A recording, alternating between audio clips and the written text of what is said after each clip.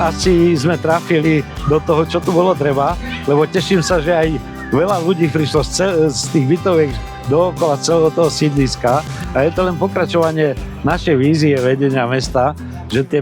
sídliska, ktoré boli pred 50 a 60 rokmi stavané, splnili svoj účel a už teraz treba tomu dať iný level,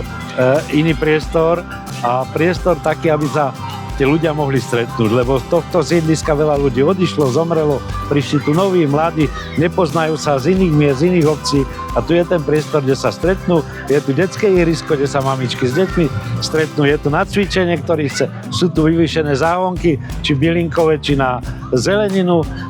je tu ohniska, sú tu grilovacie priestor, lavičky, pre mladých je aj solárne lavičky, že keď vybehnú s telefónom mobilným a nemajú nabitý po 5 minútach, že si ho môžu nabiť tu na lavičkách a myslím si, že toto všetko splní tie podmienky, aby sa tu ľudia stretávali, aby komunikovali, aby tá komunita tu krásne žila.